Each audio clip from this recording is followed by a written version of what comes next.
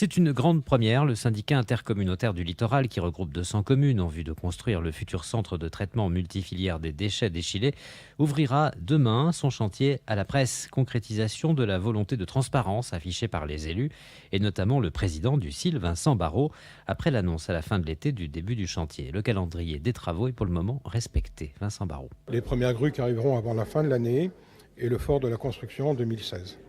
200 ouvriers, disiez-vous, sur le site. Ce sera, le groupement constructeur prévoit un peu plus de 200 ouvriers à partir de l'année prochaine, donc avec beaucoup de sous-traitance locale d'ailleurs. Ils ont souligné cet aspect pour permettre des retombées économiques sur le territoire.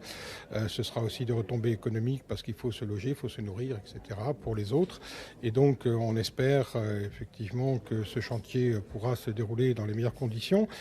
Nous espérons une remise des clés dans 2 ans à peu près.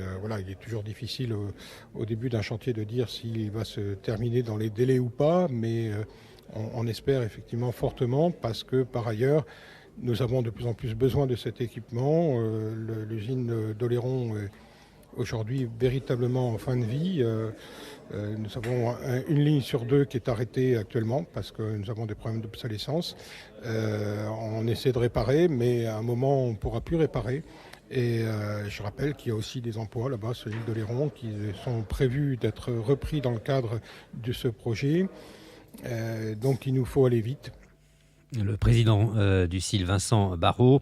Les opposants au projet d'incinérateur d'Échillais ont déposé un référé suspension contre le commencement du chantier. Il doit être examiné mercredi par le tribunal administratif de Poitiers. Vincent Barrault insiste par ailleurs sur la baisse des prévisions d'incinération, et ce grâce à la montée en puissance du tri. Et si les uns et les autres ne sont pas encore convaincus de l'utilité du geste, on va essayer de leur faire comprendre que rien que pour la facture, mais aussi pour la planète, on a besoin de trier de mieux en mieux. Un aspect important du dossier, il n'y aura plus d'enfouissement à Clérac.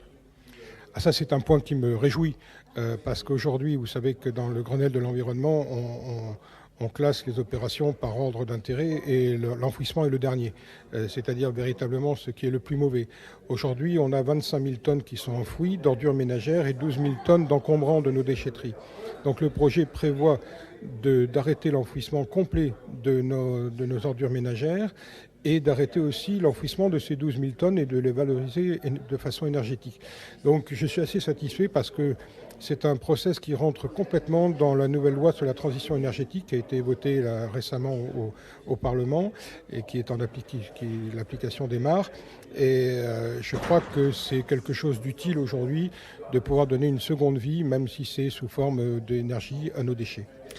Et en matière de tri, des exemples réussis sont observés dans le périmètre même du syndicat intercommunautaire du littoral. La communauté de communes du bassin de Marennes a fait connaître ses chiffres sur la mise en œuvre de la redevance incitative. Le volume des ordures ménagères a chuté sur la période de janvier-août 2015 de moins 26,4% par rapport à janvier-août 2014. 40 à 50 opposants à l'incinérateur se sont rassemblés hier à Échillais au rond-point de la Noraudière qui dessert justement cet équipement de l'incinérateur pour un hommage à Rémi Fraisse, ce militant écologiste tué il y a tout juste 1 an à Sivins alors qu'il participait à une ZAD, une zone à défendre. Échillais avait également connu une ZAD au début de l'année.